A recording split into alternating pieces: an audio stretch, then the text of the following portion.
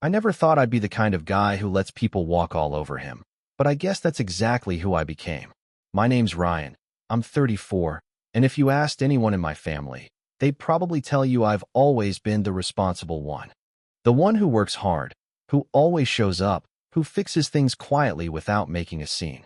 I built my first business out of my college dorm room, just a little app that helped local stores organize deliveries. And by the time I was 28, I had enough success to put my student loan days behind me for good. But with every dollar I earned, it wasn't just me who leveled up. It was my parents, my sister, our family's entire way of living. And for 5 long years, I paid for it all. Every mortgage payment, every vacation, every emergency bill they didn't want to handle themselves. They called me the bank, laughed like it was cute, and kept their hands open. I laughed too. At first, it started small, like these things always do. I remember it so clearly. I had just turned 29 and bought a modest but modern place near the outskirts of the city. My parents came to visit a week later, and my dad casually mentioned the rising interest rates on their mortgage. "You know," he said, swirling his coffee like he was brainstorming some genius solution, "if we refinanced using some help from you, we could actually keep the house through retirement." He smiled like it was a fun idea. My mom nodded enthusiastically, like she already knew I'd say yes. I didn't answer right away. I was still calculating the numbers in my head, what it would mean, how it would fit into my budget. But my dad clapped me on the back and said, "It's just a bit of support. You're already doing so well." They made it sound like a favor, like this was a normal thing a good son does. And I guess I wanted to be good. I've always had this ridiculous need to prove myself to them, especially to my dad, who used to say things like, "Real men show up for their families, and money doesn't matter unless you're using it for something bigger than yourself." At the time, it felt like maybe this was my chance to finally be seen as the successful one, the stable one. So I agreed. The first payment felt empowering, like I had stepped into adulthood in the most grown-up way possible. I was helping. I was making things better. They called to thank me that night, said I was a blessing. But 3 months later, my sister called crying about tuition. She had decided last minute to switch universities, some expensive liberal arts school out of state, and the financial aid hadn't come through. My parents were stretched thin, and she'd have to delay a semester unless someone could step in. Guess who stepped in? I wired the money. No questions. No conditions. I just did it. My sister, Emily, didn't even say thank you. She just sent me a heart emoji and a photo of her new dorm. That's when it began. The slow, quiet transformation from being Ryan, the brother and son, to being the bank. It became a nickname in our group texts. Ask the bank. Maybe the bank can fund this year's vacation. Hope the bank isn't too busy working to join us for dinner this weekend. At first, I told myself it was their weird way of saying they were proud of me, that they were just bad at expressing gratitude. But after a while, I stopped laughing, especially when they stopped asking. Christmas that same year was the first time I noticed the shift. We were at my parents' house. Emily had just unwrapped an obnoxiously expensive camera lens, one I recognized because I bought it from her Amazon wish list a month earlier, and my dad was joking about how we should all take a trip to Europe next summer. "Ryan, you'd love Prague," he said, raising his glass. "We'll start planning in January. I'm thinking business class this time. You deserve a break from all that working, Mr. Bank." Everyone laughed. I laughed too, but it was hollow. The worst part? I had been working insane hours just to keep up with everything. My business had grown, but so had my expenses. Every time I paid their mortgage, every time I covered Emily's rent or their surprise trip to the emergency vet, I felt like I was chipping away at something inside me. Like I was constantly overdrawing from an emotional account that never got refilled. And the more I gave, the less they saw me. Not just as a son or a brother, but as a person. It's funny. People always say success changes those around you. I used to think that meant jealousy or distance. But in my case, it was entitlement. It was watching my family slowly replace appreciation with expectation. They started texting me like I was customer support. If I didn't reply right away, they'd follow up with, or just send their bank info with no context. There was this one weekend. Emily had flown back for spring break, and we were all having brunch at this overpriced cafe downtown. My mom was going on and on about her yoga retreat and how transformative it had been, and then suddenly she looked at me and said, "You should really try something like that. You've been looking a little exhausted." She meant it as concern, I think. But I remember gripping my fork just a little tighter. I've been working, I said, keeping up with everything. My dad chuckled. That's what the bank does, right? Keep grinding. Emily laughed into her mimosa. No rest for the ATM. Nobody noticed me go quiet after that. Nobody asked how I was holding up. It wasn't just the money. It was the way they made me feel disposable. Useful, but not valued. Like I was a background character in their lives whose only role was to fund the plot. That summer, they booked the Europe trip. Sent me an itinerary, already paid for. We figured it was easier this way, my mom wrote in the group chat. We put it all on your card. Hope that's okay. It wasn't okay. But I didn't say anything. Because back then, I still believed they'd eventually recognize the sacrifice. That someday, someone would pull me aside and say, thank you. We couldn't have done this without you. I thought maybe I could earn their love if I just kept showing up. Instead, that fall, I missed Emily's birthday dinner because I had the flu. I texted to say I was really sorry. You know what she replied? Lame excuse, bank. That was the first time I thought, maybe they don't care at all. I didn't stop paying though. Not yet. Because guilt is a powerful leash. And my leash was made of memories. Of my mom singing to me when I had nightmares. Of my dad teaching me to ride a bike. Of Emily clutching my hand on the first day of kindergarten. I kept remembering the good stuff, trying to convince myself the present wasn't as bad as it felt. But it was bad. And it was about to get worse. Because 3 months before the next Christmas, something inside me finally snapped.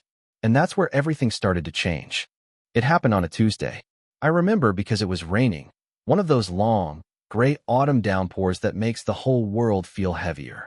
I was in the middle of back-to-back meetings, trying to close a partnership deal that had been months in the making, when my phone buzzed with a string of texts. I ignored the first few, assuming it was spam or some group chat drama.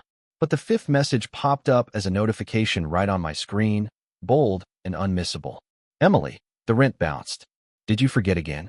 Again? I excused myself from the Zoom call, walked to the kitchen, and stared at the message. My hands felt cold. I hadn't forgotten. I just hadn't sent it yet, because this month, things were tight. Not catastrophic, but lean enough that I needed to prioritize payroll for my employees. I figured I'd pay hers by Friday. Before I could type out a reply, another message came in. Emily, I'm already so stressed. Can you just handle this? It's literally the only thing I asked. No, please. No concern. Just demand. That moment cracked something open. I stared at my phone, thinking about all the months I'd covered her rent, tuition, food, textbooks, flights, Uber rides, everything. And the one time I was 3 days late, she acted like I had personally sabotaged her life. My mind spiraled, flipping back through years of similar moments.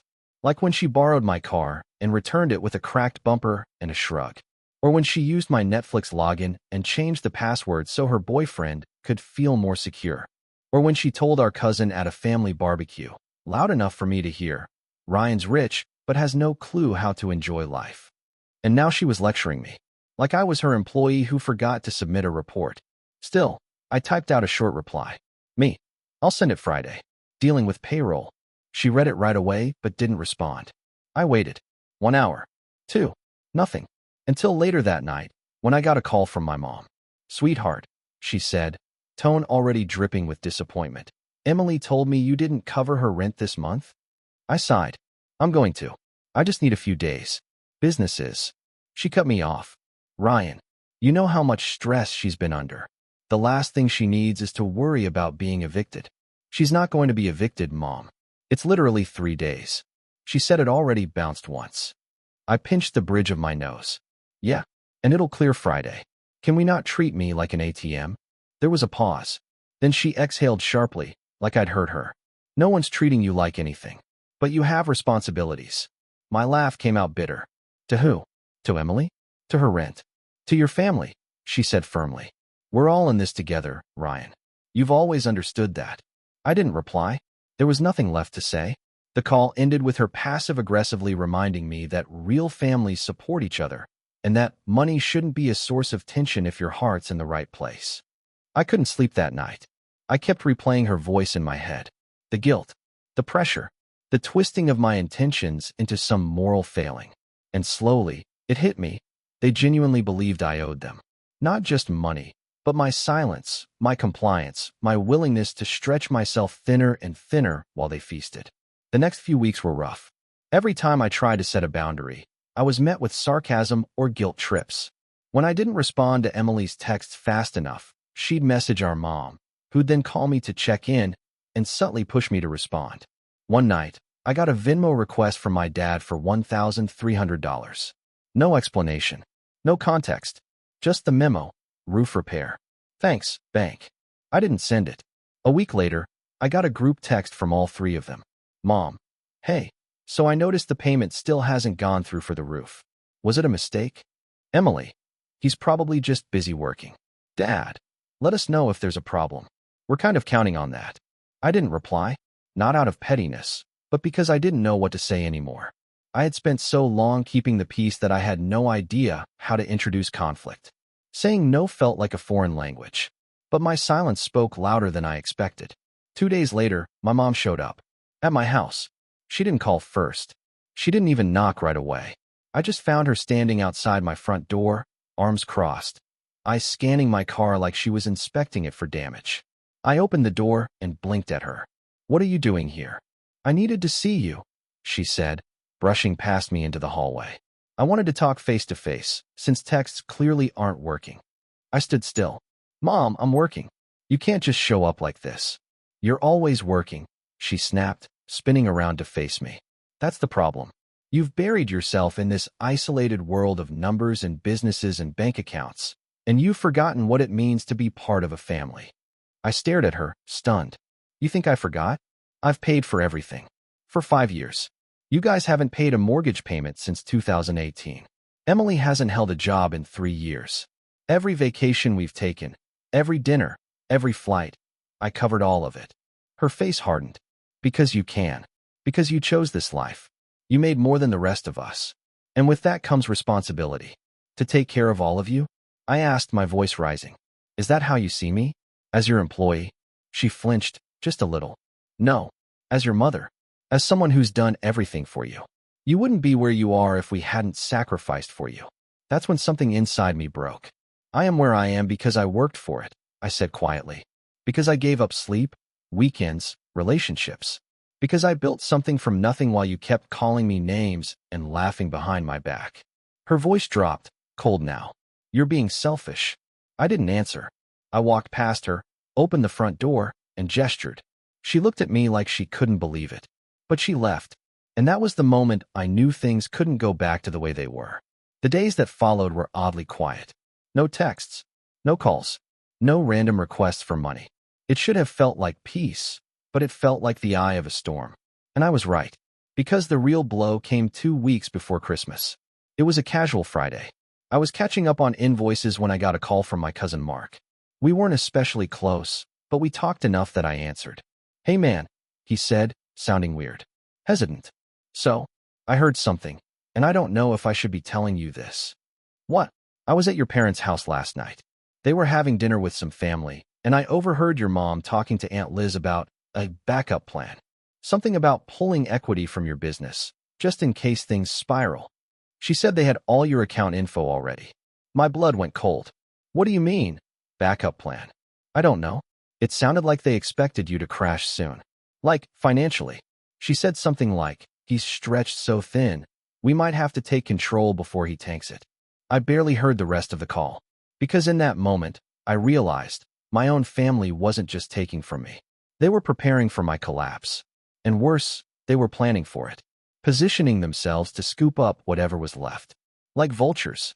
Like I was already gone. I sat in that silence for hours, staring at nothing. That night, I opened every account, every payment portal, every auto transfer I had linked to them.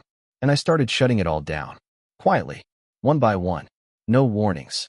No explanations. Just silence. It was time to let the bills do the talking. And Christmas was just around the corner. The first overdue notice arrived 6 days before Christmas. It was for the mortgage. One of those polite, corporate emails that starts with, "We noticed your payment is late." Like the bank is just a concerned friend gently tapping you on the shoulder. I saw it because the account was still under my email, though the payments hadn't been mine for over 3 months now. I had removed my auto pay, but hadn't bothered updating my contact info. Maybe a part of me wanted to watch it happen. Maybe I needed proof. 2 days later came the second one, Emily's rent. Same message, same tone. A little more urgent this time. By the third notice, this one for a family phone plan I hadn't realized I was still covering, I started getting calls. Missed call, missed call, missed call. Mom, Dad, Emily. Back to back. No voicemail. Just silence followed by ringing again 20 minutes later. I didn't pick up. It wasn't out of spite. I just wasn't ready. Not emotionally. Not mentally. I was holding something fragile inside me, a quiet strength that was still forming, and if I let them speak to me too soon, I knew they'd find a way to crack it open. So I waited. I focused on my breathing. I worked. I cleaned the house. I went for long walks without headphones. I bought groceries and actually cooked for myself for the first time in months. And for the first time in years, I started sleeping. Really sleeping. No waking up at 3 a.m. to check transfer confirmations. No calculating interest rates in the shower. No staring at the ceiling trying to figure out if I'd forgotten to pay something. The silence that once terrified me began to feel like peace. But peace doesn't come without a storm first. Christmas morning came fast. I didn't go to their house. I had already decided that weeks ago. I stayed home, lit a candle, watched the snow fall out the window. I expected the morning to be quiet, but around 11 a.m., the doorbell rang. I knew who it was before I even stood up. I opened the door slowly. My parents were standing on the porch, both wrapped in coats, neither smiling. My mom was holding a red and gold tin of cookies. My dad had his hands in his pockets. "Merry Christmas," she said, voice strained. "Hi," I said. I didn't invite them in. There was a long pause before my dad cleared his throat. "We need to talk." I figured. They stepped in without being asked, brushing past me like old habits die hard. My mom set the tin on the kitchen counter like it was a peace offering. I stayed near the door. 3 months, she said finally. "You stopped everything 3 months ago?" I nodded once. "Without telling us." My dad's voice was sharper than I'd ever heard it. "Would it have mattered if I did?" I asked. "Would you have taken it well?" They didn't answer. I could see the fury behind my dad's eyes. The panic behind my mom's. It was all catching up now. Missed payments, frozen accounts, canceled cards. And Christmas morning, no less. I wondered how many presents under their tree were bought with money they assumed I'd be transferring. "Why?" my mom asked softly. "After everything we've been through together." I met her eyes. "Because I finally realized we weren't in this together. I was just funding it." "That's not fair," she snapped. "We supported you growing up. We gave you everything." I took a deep breath. "You raised me. You provided for me as parents should. And I'm grateful. I always have been. But that doesn't mean I owe you a lifetime salary." My dad shook his head. "We didn't ask for all of it. You offered." "I did," I admitted. "I offered because I thought it would make me feel closer to you. I thought maybe if I took care of everyone, you'd see me, be proud of me." But all it did was turn me into a bank account with a heartbeat. Silence. Heavy. Real. "We were counting on you," my mom said, barely above a whisper. "And that's the problem," I said.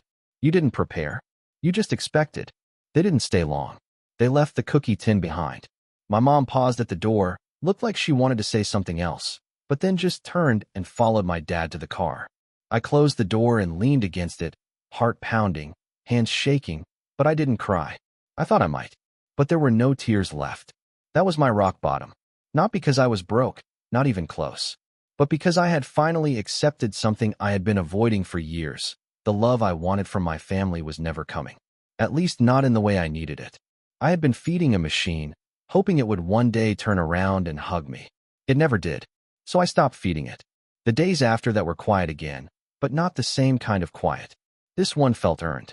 I started writing again, something I used to do in college before my business took off. Just journaling. Nothing fancy. But putting my thoughts down helped clear the fog. I went to therapy. For the first time ever.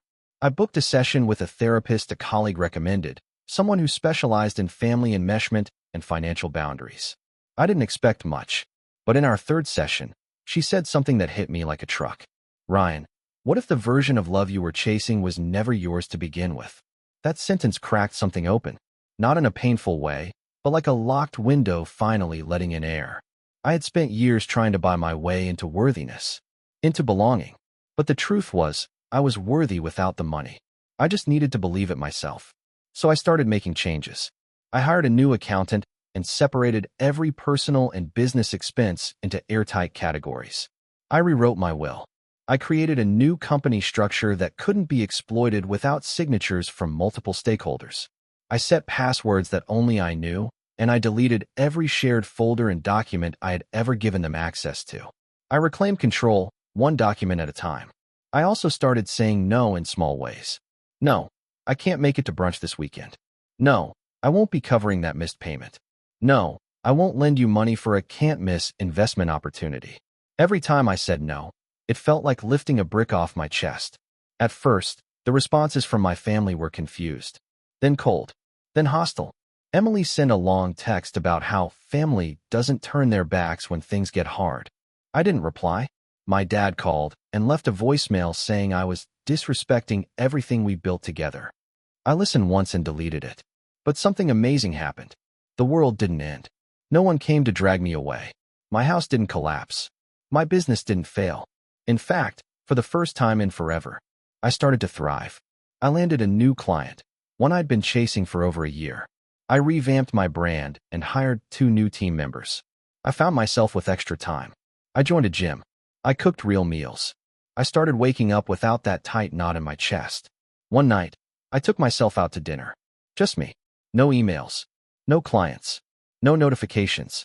I sat at a corner table by the window, ordered steak and a glass of red wine, and watched the snow fall outside. I looked around at the quiet restaurant, the hum of conversation, the clink of silverware, and felt something I hadn't felt in years. Freedom. The kind of freedom that isn't loud. It doesn't come with fireworks or applause. It just is. It's the space you get back when you stop being someone else's safety net. When you stop stretching yourself so others can stay comfortable. It wasn't easy. It still isn't.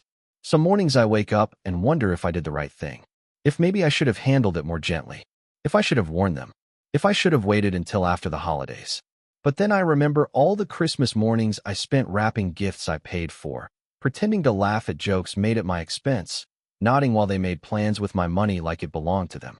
I remember standing in my own living room while they used my name like a punchline. And I know I made the right call. Because here's the thing. I didn't stop being a good son. I didn't stop loving my family. I just stopped letting that love bankrupt me. And soon, they'd learn exactly what that meant. Because the overdue notices weren't just piling up. The consequences were about to get very real. And this time, I wasn't going to bail them out. I didn't set out looking for revenge. I wasn't pacing around my living room like some movie villain, scheming ways to ruin my family. That's not who I am. Or at least, that's not who I was. But something shifted after that Christmas. It wasn't just clarity, it was awareness. I started seeing patterns I used to ignore. Conversations I once chalked up to stress or family dysfunction now read like carefully rehearsed manipulation. And once you see it, you can't unsee it. A week after the holiday confrontation, I got a message from my uncle, my mom's older brother, Glenn. We weren't close. He was one of those relatives you see once a year, exchange stiff hugs with, and forget exists until he shows up at a funeral with a weak smile and an awkward joke. But this message wasn't casual. Glenn, hey, can we talk? I think we need to clear some things up. And I think you deserve to know a few things. That line, you deserve to know a few things, bounced around in my head all night. I called him the next day. We met at a diner halfway between our homes. Nothing fancy, just coffee and eggs and the kind of silence that builds when 2 men who share blood but not history sit down with something unsaid between them. He didn't waste time. Your parents didn't expect you to pull the plug like that, he said, stirring his coffee. They were scrambling after Christmas, asking everyone in the family for short-term loans, blaming you. Said you had a breakdown, that you were having some midlife spiral. I didn't flinch. Not surprised. But what is surprising, he continued, is how long they've been preparing for this. You know your dad almost co-signed a business loan using your company's name. My jaw tightened. What? Yeah. Back in September. He told the bank you were on board. They called to verify something, and I overheard the conversation when I was visiting. Thought it sounded sketchy. Didn't realize they were using your name to prop up their credit. I stared at my plate. My appetite vanished. Glenn leaned forward. Look, I know we've never been close, but I've always liked you, Ryan. You were the kid who built your first computer from scraps while the other cousins were still trying to figure out their phones. I watched your parents ride your success like it was a family inheritance.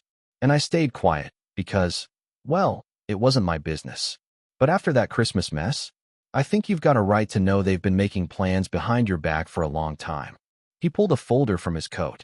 I raised an eyebrow. What is this? Copies of emails. Loan applications. A couple conversations I recorded, just in case. I don't know what you want to do with this, but I figured you earned the truth. I took the folder home. I didn't open it for 2 days. Not because I didn't believe him, because I did, but because opening it would mean confirming what I already knew deep down. This wasn't just entitlement. It was betrayal. Calculated, cold, and quiet. When I finally opened the folder, I read every word. Emails between my father and his financial advisor discussing Ryan's business assets. Drafts of loan applications with my company's name typed in and then scratched out. My mother emailing an estate lawyer asking how to prepare for a future business transition from my name to Emily's, without telling me. One recording stopped me cold. It was my mom's voice, clear and calm. Ryan doesn't ask questions. He just sends the money. He's always been too soft for confrontation. Once we have access to the company, we'll make sure it stays in the family. I sat there, headphones on, hands trembling. That was the moment something dark settled in me. Not rage, not revenge. Just resolve. They didn't see me as family. They saw me as leverage. And I had spent years making excuses for them. No more. That was the night I decided I wouldn't just walk away. I'd make sure they felt it. Not with threats, not with yelling or lawsuits, but with something far more powerful. Silence and consequences. I called my lawyer first. I'd known Martin for 5 years, sharp, discreet, and fiercely loyal. I trusted him more than I trusted most people in my life. I need a wall, I told him, between me and anything they could possibly touch. He didn't ask questions, just got to work. In the next 2 weeks, we restructured every part of my business. We moved my primary company under a holding entity registered in a separate jurisdiction. We locked down accounts, cut off residual access points, and reviewed every past transaction with forensic detail. You gave them power, Martin said, flipping through documents, but not control. Luckily, I also hired a private investigator. Not because I wanted dirt, but because I needed clarity. I wanted to know how deep the manipulation ran, what else they might have done under my name, if they'd forged signatures, used documents I'd signed for other purposes. The PI found 3 attempts, none successful, but close, to leverage my business credit for private family loans. In parallel, I began preparing something else, something symbolic. A formal statement of separation. Not a legal document. Not a cease and desist. Just a letter. Handwritten. Calm. Detailed. It started like this. To my family, I want you to know that I have loved you. I have given without resentment, supported without condition, and hoped, naively, that my success could be a rising tide for all of us. But you didn't see me as your son or your brother. You saw me as your safety net. That ends now. The rest outlined every payment I'd made over 5 years. Mortgage, tuition, vacations, insurance, emergencies. I didn't include it to guilt them. I included it to remind them of what they took without thanks. The final paragraph read, "From this moment forward, I am no longer available as your financial solution. Not because I don't love you, but because love without respect is slavery. And I won't be enslaved anymore." I didn't send it yet, because I needed the moment to be right. Meanwhile, I started rebuilding my own life. Not the financial side, that was fine. But me. I joined a small group of entrepreneurs who met monthly to talk about boundaries, burnout, and emotional labor.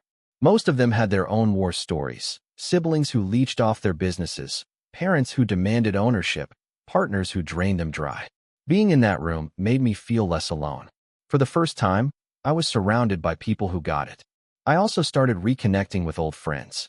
People I'd ghosted during the years I was working 80-hour weeks and managing 3 people's bills on top of my own. I apologized. Explained. Most were kind. A few were surprised I hadn't spoken up sooner. One night, I invited an old college buddy, Marcus, over for dinner. We talked late into the night. At one point, I told him everything, start to finish. The mortgage, the rent, the vacations. The betrayal. He leaned back, whistling. Dude, that's not just unfair. That's pathological. I smiled. Tell me something I don't know. You ever think about telling your story publicly? He asked. Not, like, airing dirty laundry, but actually helping people in your situation. The idea stuck with me. I didn't want to be the guy who ranted about his toxic family online, but I did want to do something with the pain. So I started writing, not about them, but about boundaries, about rebuilding, about financial recovery from emotional enmeshment. I posted on business forums, Medium, LinkedIn, no names, no specifics, just lessons. And people responded. Messages poured in. Thank you for saying this. I thought I was the only one. You gave me the courage to stop funding my brother's addiction. I forwarded this to my lawyer. That was when I realized my story wasn't just a cautionary tale. It was a blueprint, not for revenge in the traditional sense, but for taking your power back when love gets weaponized. Still, the final piece was missing. The confrontation, or rather, the reveal. And it was closer than I realized. Because in just a few weeks, my parents would be hosting a New Year, New Legacy party at their house. A bizarre little tradition they started once I got successful. It was their way of showing off, of pretending our family was some dynasty. Every year they invited extended relatives, friends, neighbors, clients, and dropped not-so-subtle hints about how their son had built an empire. This year, I wasn't invited. Not officially, but I saw the invitation through a cousin's Instagram story. They were throwing it anyway, and calling it a celebration of family success. That was my moment. Not to crash it, not to make a scene, but to deliver the truth. Quietly, unforgettably. And when that night arrived, I had a little surprise planned, one they would never see coming. Because the bank wasn't closed. It had been liquidated. The night of the New Year, New Legacy party arrived with all the pomp and pretense I had come to expect. My parents' house glowed like a showroom. Strings of warm lights wrapped around the pillars, a valet service stationed at the driveway, and a large white tent pitched over the backyard, sheltering rows of catered tables and a portable stage. It looked like a wedding reception for someone important, someone rich. And in a way, that's what it was, a celebration of the illusion my family had spent the last 5 years crafting, an illusion funded almost entirely by me. But that illusion was about to shatter. I didn't show up at the front door. I didn't walk into the party with dramatic music playing behind me. That would have been easy, theatrical, and, frankly, beneath the point I wanted to make. Instead, I stayed home, wearing sweatpants, sipping coffee, watching the clock. Because the real show didn't need me in the spotlight. I had already set everything in motion. The first wave hit around 7:42 p.m., just as the party hit full swing. That was when the caterer packed up and left. Not early. Not because of a scheduling mix-up. Because they were never paid. You see, my parents had used a local catering company they'd hired through me years ago for a corporate event. A company that trusted them, because I'd vouched for them in the past. But this time, I called ahead. Quietly. Privately. I explained everything. The history, the abuse, the assumption that I'd cover it. And then I covered the deposit myself, with one condition. If the balance wasn't paid in full by 7:30 p.m., they were to pack up and leave. No questions. No exceptions. And that's exactly what they did.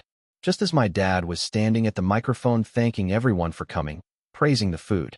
I wish I could have seen his face when the servers began dismantling the buffet line behind him. The second wave came 5 minutes later. My cousin Michelle, one of the few people in the family I trusted, walked up to the mic. She had a flash drive in her pocket and a nervous smile on her face. Earlier that week, I'd asked her to play a short video for me. I told her it was a message, one the whole family needed to hear. I didn't give her all the details, but she knew enough to agree. As soon as the sound system reconnected after my dad's awkward attempt to rally the guests, the screen behind the stage flickered on. A simple white background. My handwriting scrawled in black ink. To my family, you call me the bank. But you forgot one thing.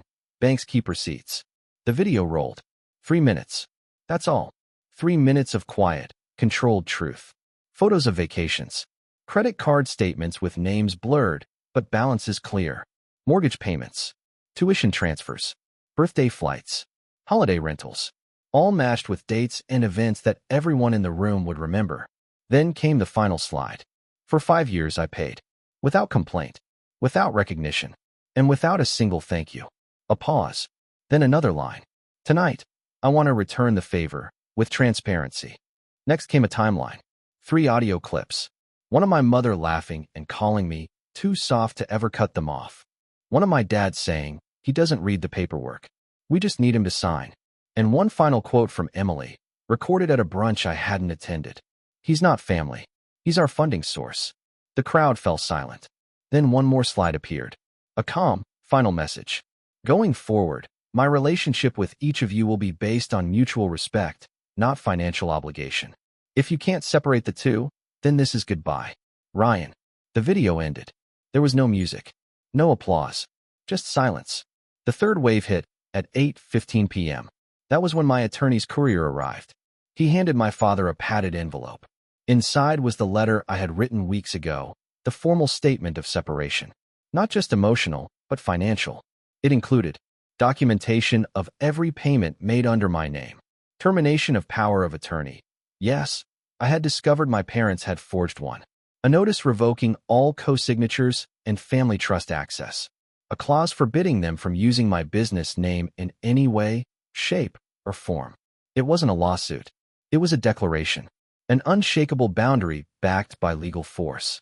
They could fight it if they wanted, but they'd lose. And it would get public. Fast. The final blow wasn't legal, though. It was social. Because in that crowd, those friends, neighbors, distant relatives sipping champagne, were people who had always whispered about how lucky my family was. How blessed they were to have such a generous son. Now they saw the truth. The whispers changed. I know, because the next morning, my inbox was flooded with quiet apologies. From aunts. From uncles. Even from my dad's old colleague, who simply wrote, "Didn't realize what you were carrying." Respect. I didn't respond to most. I didn't need to. The truth had spoken louder than I ever could. In the weeks that followed, my parents tried to recover. They posted photos pretending the party had gone off without a hitch. Emily wrote a long Instagram caption about fake family and setting your own boundaries, completely unaware of the irony. But behind the scenes, the cracks widened. Their mortgage, now fully theirs again, became a strain they weren't prepared to handle. Emily's tuition, she missed the next semester. The phone plan was cut off. The private credit card? Closed. They reached out, of course. Emails. Voicemails. A handwritten letter from my mom quoting Bible verses about forgiveness and reminding me of the times I held you as a baby. I didn't reply, because I wasn't angry anymore. I was free. Freedom doesn't come with a grand finale. It comes with peace. It comes with slow mornings and clean inboxes. With cooking dinner for yourself without guilt. With going to bed knowing every cent you earned is building your life, not someone else's fantasy. I still think about them sometimes. Not with hate, but with clarity. They were who they were. And I finally became who I needed to be. Not a son chained by guilt. Not a brother trapped by duty. But a man who learned, slowly, painfully, that love without respect is just control dressed in sentiment. I paid the price. But in the end, the return on investment was everything. They called me the bank.